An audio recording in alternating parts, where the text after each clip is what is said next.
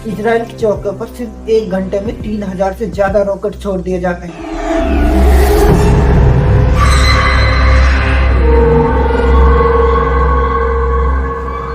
White house में सिर्फ एक ही लाइन बार बार दोहराई जाती है, Israel is our closest ally. Israel Gaza पर लगातार अटैक करता है, बिल्डिंग, टनल सब निशाने पर।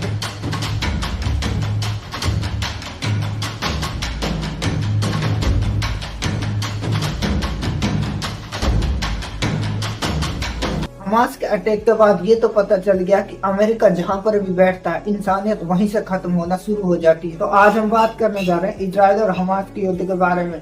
आज हम इस युद्ध को थोड़ा पीछे से धीरे धीरे समझने की कोशिश करेंगे। तो देखिए, ये इजराइल है और इसकी जमीन को हिस्ट्री में कनान कहा जाता था। यहाँ हजारों साल पहले यहूदी रहते थे। यही जेरूसलम उनका धार्मिक और सांस्कृतिक केंद्र था। इसके बाद 1000 BCE के आसपास किंग डेविड और किंग सोलोमन ने यहाँ पर एक मजबूत यहूदी साम्राज्य बनाया था, लेकिन बाद में यहाँ बेबीलोनियंस, पेरिस, ग्रीक और फिर रोमन्स ने कब्जा कर लिया था। इन सब के बाद 70 CE में रोमनों ने यरूशलेम में यहूदियों का मंदिर तोड़ दिया, यहूदियों को दुनिया के अलग अलग हिस्सों में फैला दिया था। इस घटना को जेविश डिस्पोरा कहा जाने लगा। इसके बाद 600 CE के बाद ये इलाका इस्लामिक कंट्रोल में आ गया था। सबसे पहले यहाँ पर उम्मयद का शासन था, उसके बाद अब्बासीस ने यहाँ पर राज किया और बाद में ओटोमन तुर्कों ने लगभग 400 साल तक यहाँ पर राज किया था। लेकिन सन 1800 के अंत में यूरोप में यहूदियों पर बढ़ते अत्याचार की वजह से यहूदी अपने पुराने होमलैंड वापस जाने के लिए आंदोलन करते हैं, जिसे जियोसिम कहा जाता है। लेकिन वर्ल्ड वॉर में ओटोमन साम्राज्य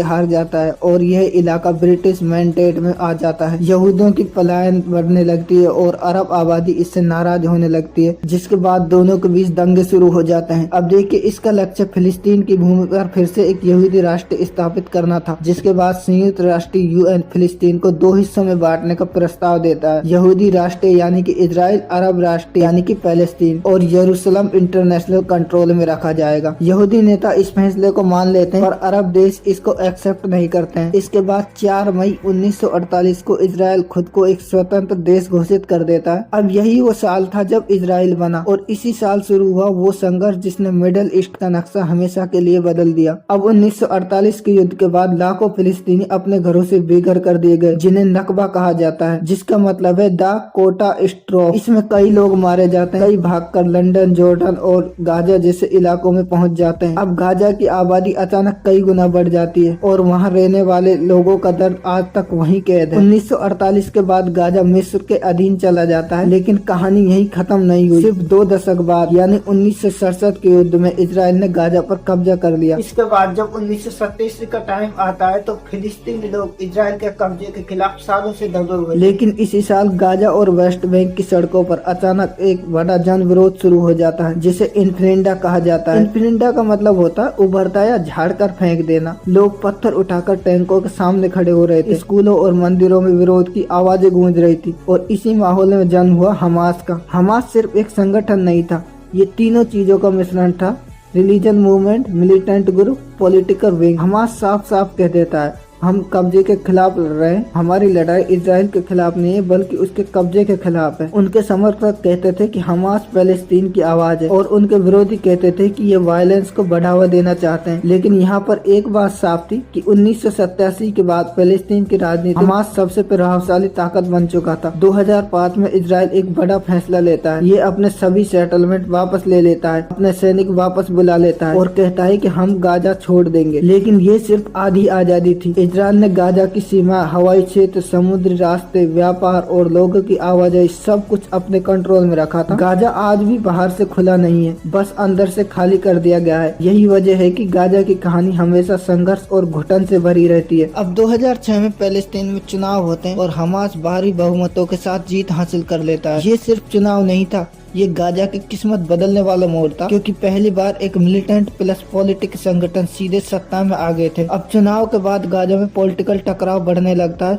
और अंततः लड़ाई हमास और फतह के बीच छिड़ जाती है और 2007 तक हमास ने पूरे गाजा का कंट्रोल अपने हाथ में ले लिया। यानी अब गाजा हमास द्वारा शासित इलाका बन चुका था। लेकिन यहीं से असली मुश्किलें शुरू हो जाती हैं। हमास की सरकार बनने के साथ ही इजराइल ने गाजा पर कड़ी नाकाबंदी ब्लॉकेज लगा दी। इजराइल ने कहा कि हमास टेररिस्ट ऑर्गेनाइजेशन है और इसकी ताकत कम करनी जरूरी है और इसका नतीजा ये हुआ कि गाजा की सीमा बंद कर दी गई, सामान की सप्लाई सीमित हो गई, दवाइयाँ, फ्यूल, बिजली सब इजराइल के कंट्रोल में आ जाता है और लोगों की आवाजाही बंद हो जाती है। गाजा धीरे धीरे एक ओपन एयर जेल जैसा बन जाता है जहां लाखों लोग एक छोटे से इलाके में कैद थे, बिना भविष्य के, बिना आजादी के, सिर्फ उम्मीद के सहारे। इसके बाद जब 7 अक्टूबर 2023 का टाइम था तो इजराइल की दक्षिण चौकियों पर अचानक आसमान से कुछ ही घंटों में 3000 से ज्यादा रॉकेट दाग दिए जाते हैं। लेकिन अभी तक इजराइल को ये पता नहीं था कि ये इतना बड़ा अटैक किया किसने है। अटैक के बाद इजराइल में सुबह 6 बजे हर तरफ सायरन बजने लगते हैं, लोग शेल्टर की तरफ भागने लगते हैं और कुछ ही टाइम बाद पता लगता है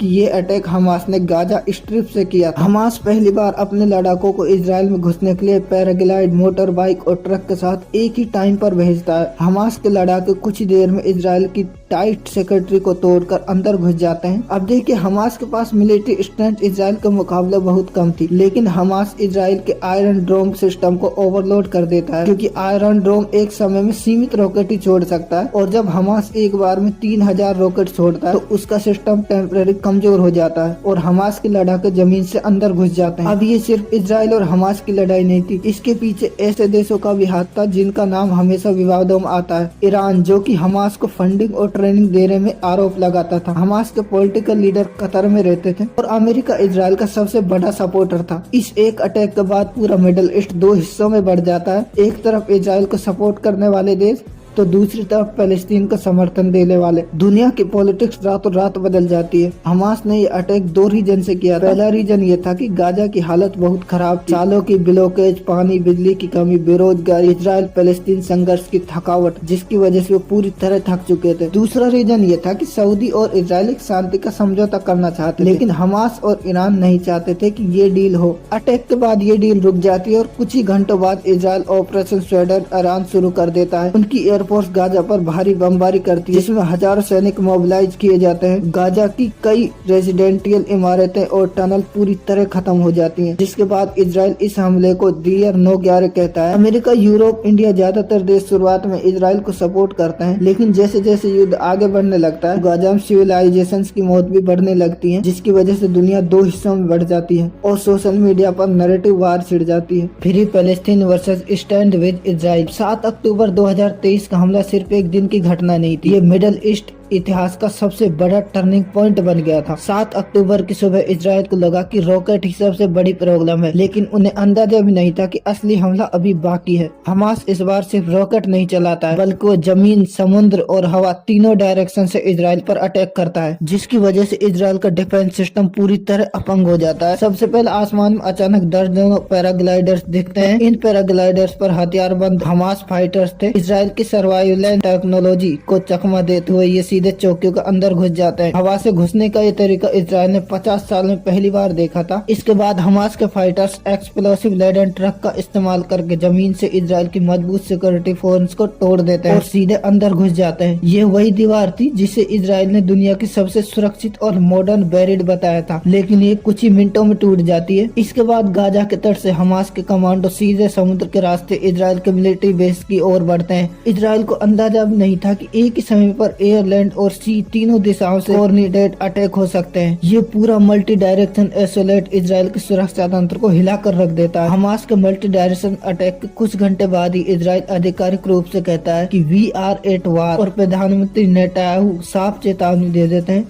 कि this time Hamas will be destroy. इसके बाद इजराइल गाजा पर लगातार अटैक करता है। इजराइल की फाइटर जेट, ड्रोन और आर्टिलरी हर मिनट में गाजा के अलग अलग हिस्सों पर वार करते हैं। रेजिडेंटली बिल्डिंग, टनल, कम्युनिकेशन सेंटर सब निशाने पर थे। इजराइल का मकसद साफ था कि इस हमले का जवाब इतनी ताकत से देना कि हमास दोबारा कभी उठ ना सके। लेकिन युद्ध का दूसरा नाम है सिविलियंस की कीमत, और गाजा में रहने वाले लाखों लोग इस कीमत को रोज चुका रहे थे। कुछ ही दिनों में हजारों लोग मारे जाते हैं, हजारों लोग घायल हो जाते हैं, लाखों लोग बेघर हो जाते हैं। पूरे गाजा में अंधेरा छा जाता है। न बिजली थी, न पानी था, न दवाई थी, न सुरक्षित ठिकाने थे। एक तरफ इजराइल का कहना था कि हम अपनी सुरक्षा के लिए लड़ रहे हैं। दूसरी तरफ पैलेस्टीन की चीखें दुनिया भर में गूंजने लगी थी। गाजा पट्टी एक छोटा सा तटीय हिस्सा है जो सिर्फ 36 किलोमीटर लंबा है, लेकिन इस छोटी सी जगह में 20 लाख से ज्यादा लोग रहते हैं। गाजा की ज्योग्राफी से और भी अधिक मुश्किल बनाती है। इसके उत्तर और पूर्व में इजराइल है, तो दक्षिण में इजिप्ट है और पश्चिम में समुद्र है, लेकिन फिर भी सारे डायरेक्शन से लोगों की मूवमेंट लगभग बंद है। इजराइल और इजिप्ट ने सालों से ब्लॉकेज लगा रखा है, मतलब गाजा एक तरह से ओपन एयर प्रिजन बन चुका है। लोग बाहर नहीं जा सकते, बिजली पानी सीमित है, ईंधन और दवाइयों पर पूरी तरह पाबंदी लगा दी गई। इसलिए जब भी युद्ध होता है तो गाजा के पास न भागने की जगह होती है और न बचने का रास्ता होता है। मिडिल ईस्ट की राजनीति में अमेरिका एक ऐसा देश है जो हमेशा से इजराइल के साथ खड़ा रहता है। दुनिया जानती है कि चाहे हथियार हो, फंडिंग हो या फिर यूनाइटेड नेशन में डिप्लोमेटिक शील्ड, अमेरिका हमेशा इजराइल का सबसे बड़ा स्ट्रेटेजिक पार्टनर रहा है। यूएस कांग्रेस से लेकर व्हाइट हाउस तक एक ही लाइन बार बार दोहराई जाती है, Israel is our closest ally in the Middle East. America Israel को हाईटेक हथियार, आयरन डोम मिसाइल डिफेंस, अरब डॉलर की मिलिट्री एड और हर अंतर्राष्ट्रीय मंच पर पॉलिटिकल सपोर्ट सालों से देता आया है। यानी इजराइल का सबसे बड़ा कॉन्फिडेंट बूस्टर हमेशा से यूनाइटेड स्टेट रहा है। 2023 के बड़े अटैक के बाद अमेरिका ने बिना देर किए घोषणा कर दी कि इजराइल को अपने बचाव का पूरा अधिकार है। इस बयान ने साफ कर दिया कि अमेरिका इस युद्ध में कहां खड़ा है। यूएस नेवी ने मिडिल ईस्ट की एक तरफ अपने वारसी भी भेज दिए थे। संदेश बिल्कुल साफ था, हम इजराइल के साथ हैं। एक तरफ अमेरिका इजराइल का सबसे बड़ा सपोर्टर है,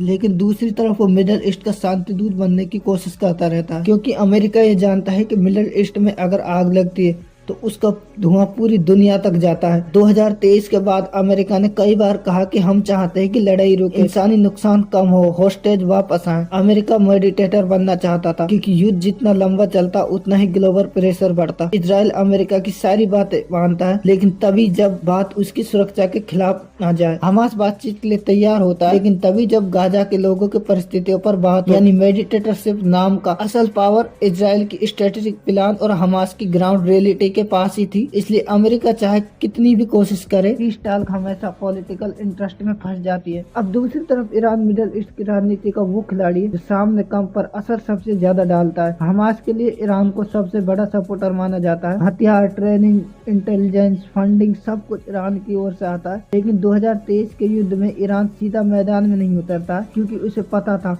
अगर वो खुलकर कूद गया तो ये इजराइल बनाम हमास हमेशा नहीं रहेगा, ये पूरा मिडिल ईस्ट जलने लगेगा। इसलिए ईरान एक और रास्ता अपनाता है, वो अपनी प्रॉक्सी फोर्सेस को एक्टिव कर देता है। लेबान में हिजबुल्लाह, यमन में हूती, सीरिया और इराक में शिया मिलिशिया, ये सब ईरान की शैडो आर्मी मानी जाती है। और युद्ध के दौरान इजराइल पर रॉकेट, रेड सी ड्रोन में अटैक, अमेरिकी बेसों पर मिसाइल, ये सब ईरानी प्रॉक्सी ग्रुप ने किए थे। यानी ईरान बिना सामने आए पूरी चेस की बिसात चला रहा था। हिजबुल्लाह, हूती, सीरियन ये तीनों सिर्फ तंजीमें नहीं थी, ये वो शैडो आर्मी है जो मिडिल ईस्ट का पूरा बैलेंस बदल देती है। हिजबुल्लाह हजारों मिसाइलें, ड्रोन और सबसे ट्रेंड फाइटर्स हैं, जो इजराइल के उत्तरी बॉर्डर पर सबसे बड़ा खतरा था। यही हाउथीज रेड सी जहाजों पर ड्रोन अटैक्स करके मिसाइलें दागकर इंटरनेशनल ट्रेड को हिला देते हैं, और हर हमले का संदेश ये गाजा के लिए है। वहीं पर सीरियन मिलिट्री ईरान द्वारा फंडेड और ट्रेनिंग प्राप्त किए हुए ग्रुप हैं जो अमेरिकी बेसों तक को निशाना बनाते हैं। एक तरफ अमेरिका प्लस इजराइल, तो दूसरी तरफ ईरान प्लस उसके प्रॉक्सी फाइटर। गाजा तो मैदान है, लेकिन असली मुकाबला ताकत, प्रभाव और वर्चस्व का है। अब इन सब के बाद आता है कतर, मिडिल ईस्ट का शांति दूत, जहाँ एक तरफ गोलियां चल रही थी तो वहीं दूसरी तरफ मिसाइलें उड़ रही थी। कतर इस पूरे संघर्ष में मेडिटेरेनियन बीच का पुतला बनकर उभरा। दुनिया लड़ रही थी, लेकिन बातचीत सिर्फ 2 से 3 देशों के भरोसे ही थी, अमेरिका, मिस्र और सबसे ज्यादा कतर। कतर ने पर्दे के पीछे बैठकर दर्जनों बार केस पार कराने की कोशिश की। इजराइल हमास के बीच हॉस्टेज एक्सचेंज डील करवाई और गाजा में ह्यूमैनिटेरियन एड पहुंचाने के लिए रास्ते खुलवाए। कई बार ऐसा हुआ कि जब पूरी दुनिया हार मान चुकी थी, तब सिर्फ कतर की डिप्लोमेसी ने बातचीत को जिंदा रखा। 2023 से 2025 के बीच जो भी बड़ी वार्ता आई, चाहे वो कैदियों की रही हो, मानवीय सहायता हो या युद्ध विराम की कोशिश, बिना कतर के वो संभव ही नहीं थी। कतर पूरी दुनिया के लिए एक सवाल छोड़ देता है, कभी कभी सबसे छोटे देश सबसे बड़े फैसले करवाते हैं। आपने नोट किया होगा कि केस फायर बार बार क्यों टूट जाता है, इतनी मौतें हो रही, इतने बच्चे मर रहे हैं, फिर भी केस फायर टिकता क्यों नहीं? कारण इसका बहुत सीधा सा है, दोनों पक्षों के लक्ष्य एक दूसरे के बिल्कुल उल्टे हैं। पहला रीजन है हमास चाहता है कि इजराइल सेना गाजा से पीछे हटे, कैदियों को रिहा किया जाए और बॉर्डर पर नरमी लाई जाए। हमास के लिए ये रेसिस्टेंस की लड़ाई है। उनका कहना है कि जब तक ये नहीं होगा तब तक युद्ध नहीं रुकेगा। दूसरी तरफ इजराइल चाहता है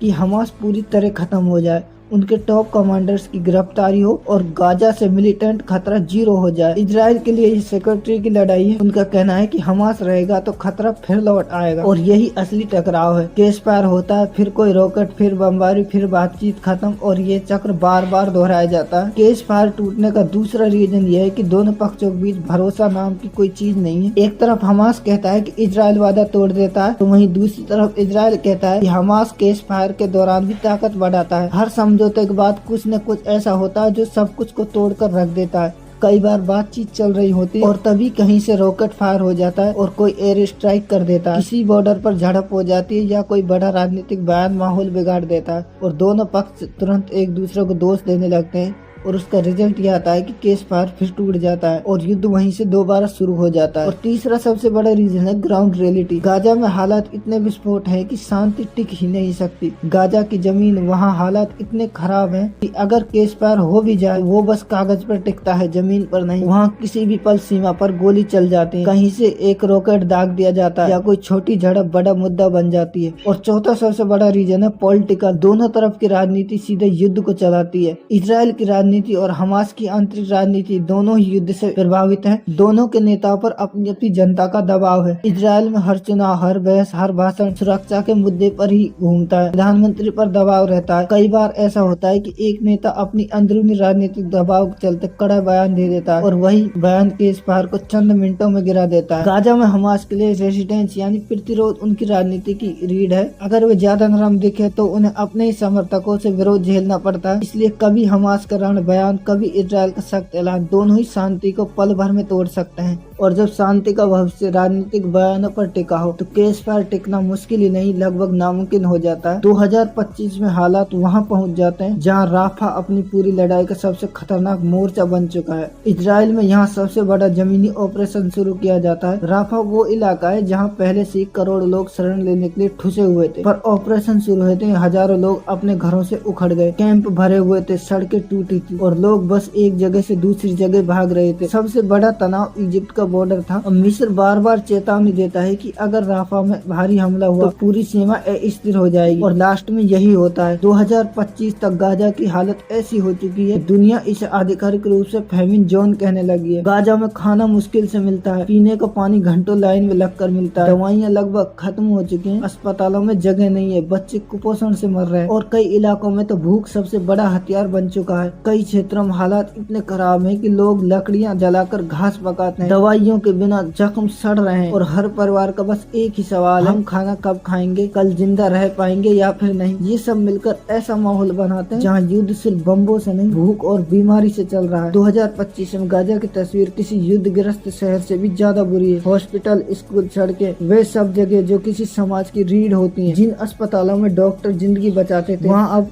सिर्फ टूटी दीवारें और जला हुआ सामान है। जो स्कूल बच्चों की उम्मीदें थे अब सिर्फ मलबे का ढेर है। ब्लैक बोर्ड की जगह धुआं है और क्लासरूम के पंखे छत पर लटके मलबे में दबे पड़े हैं। सड़कें जो कभी भीड़, दुकानें और आवाजों से भरी रहती थी आज उनमें बस टूटे घरों की धूल उड़ती है। हर तरफ धुआं, हर तरफ सन्नाटा और लगता है कि जैसे गाजा एक शहर नहीं खंडरों का समंदर बन चुका है। लाखों लोग घायल हो चुके हैं और दसियों हजार अपनी जान गंवा चुके हैं। ये सिर्फ आंकड़े नहीं है, ये किसी की माँ की, किसी भाई, किसी बच्चे का भविष्य था। हर नए दिन एक नई लिस्ट आती है, कौन जिंदा है, कौन मलबे में दबा मिला और कौन अब भी लापता है। गाजा और इजराइल दोनों तरफ की फैमिली टूट चुकी है। किसी का घर उड़ गया, किसी के बच्चे अनाथ हैं और अब किसी के सपने मलबे के नीचे हमेशा के लिए दफन हो चुके हैं। ये जंग सिर्फ जमीन के लिए नहीं, ये जंग लोगों की जिंदगी खा रही है। इतना सब होने के बाद 2025 में एक बड़ा केस फायर हुआ, लेकिन वो भी सिर्फ 50 दिन चलता है। शुरुआत में लगा था कि शायद अब हालात सुधरेंगे, गाजा में थोड़ी राहत पहुंचेगी। इजराइल में बॉर्डर पर शांति दिखी थी, लोगों ने सोचा शायद अब जंग रुक जाएगी, लेकिन दोनों पक्षों के बीच गहरा अनट्रस्ट था। अंतर्राष्ट्रीय स्तर पर बढ़ता पॉलिटिकल प्रेशर और जमीन पर चलती गई ग्राउंड ऑपरेशन, इन सब ने मिलकर इस केस पार को तोड़ दिया। एक छोटी सी झड़प, एक बयान, एक रॉकेट और 50 दिनों बनी शांति अचानक खत्म हो गई।